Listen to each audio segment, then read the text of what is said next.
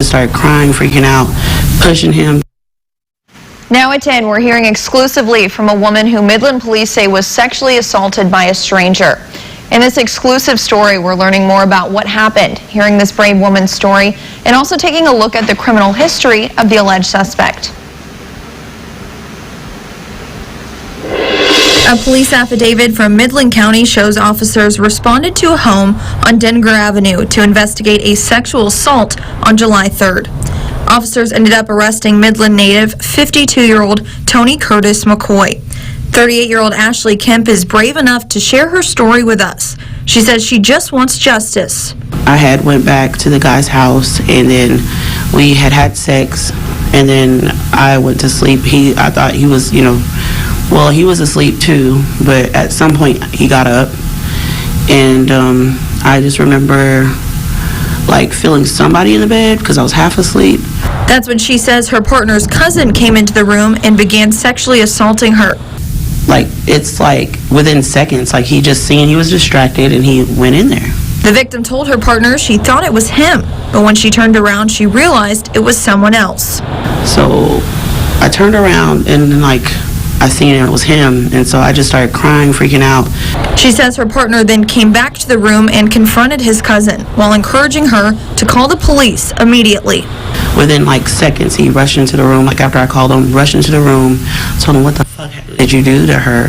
And he was like, no, I didn't do anything. He's like, no, you did something to her. She wouldn't be crying like this. My partner said, no, I want you to call the police, call the police. Kemp says her partner and the cousin shared the home, which had been in the family for generations. In the affidavit, police say Tony McCoy stated, quote, it was an act of revenge. He then claimed he didn't assault the victim at all and claimed the encounter was a consensual one. She says she talked with her partner about his cousin. He was talking to me, he was telling me that he always felt like he had a competition with him, and yeah, he had thought that he had was with another girl that he was with, but he never was with that girl. So I think that and then when the story came out, I was like, well, yep, that's why. So yeah. McCoy was arrested and taken to the Midland County Detention Center for sexual assault and public intoxication. Kemp says she saw him drinking vodka as police arrived that morning, right before he tried to leave. They got him for public intoxication, so, he had to have been drunk, and they found him in the alley. Now, this is not McCoy's first run-in with the law. He was first arrested in 1987 at the age of 17 years old and has been arrested at least 35 times since then, with charges spanning from disorderly conduct, assault causing bodily injury, felony burglary, and even criminal trespassing. Ashley has a message, though, for other victims of sexual assault that are scared or nervous. Come forward. Come forward.